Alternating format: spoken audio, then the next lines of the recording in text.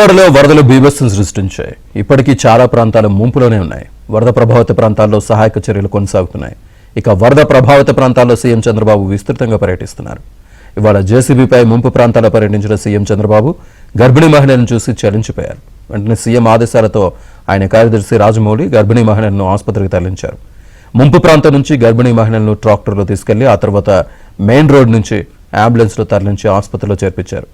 ఈ సందర్భంగా సీఎంకు ఆయన సిబ్బందికి గర్భిణీ మహిళల కుటుంబ సభ్యులు ప్రత్యేక ధన్యవాదాలు తెలిపారు.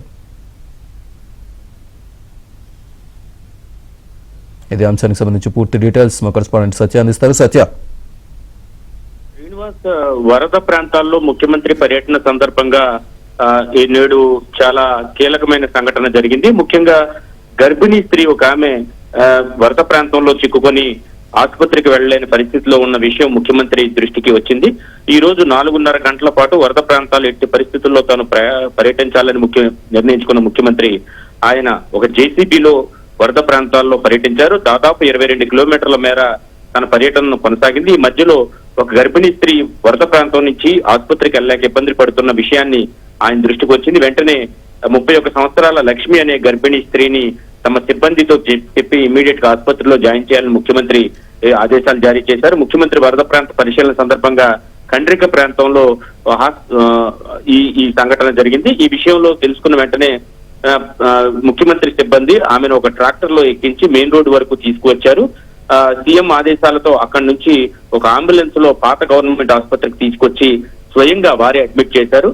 సీఎం ఆదేశాలతో ఆయన కార్యదర్శి రాజమౌళి గర్భిణీ మహిళను స్వయంగా తీసుకువెళ్లి ప్రభుత్వ ఆసుపత్రిలో ఆయనే స్వయంగా దగ్గరుండి చేర్పించడం, ఈ మహిళ కుటుంబ సభ్యులందరూ కూడా ప్రాణాపాయ స్థితిలో విపత్కర పరిస్థితుల్లో ముఖ్యమంత్రి ఆయన స్పేషీ సిబ్బంది కూడా చూపిన ఔదార్యానికి వారు ధన్యవాదాలు తెలియజేశారు.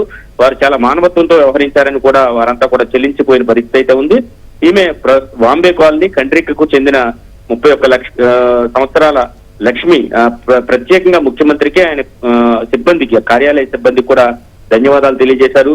రాజమౌళి ఐఏఎస్ అధికారి రాజమౌళి స్వయంగా ఆయన కూడా ట్రాక్టర్ మీద ఆమెను తీసుకువెళ్లి ఏదైతే వరద ముంపు లేని ప్రాంతం వరకు తీసుకొచ్చి అక్కడి నుంచి ఆసుపత్రి వరకు కూడా తమ వాహనాల్లో తీసుకెళ్లి స్వయంగా ఆయన ఆసుపత్రిలో కూడా అడ్మిట్ చేయడం పట్ల ఎవరైతే బాధితురాలు ఉంటారో వారి కుటుంబ సభ్యులైతే ధన్యవాదాలు తెలియజేశారు.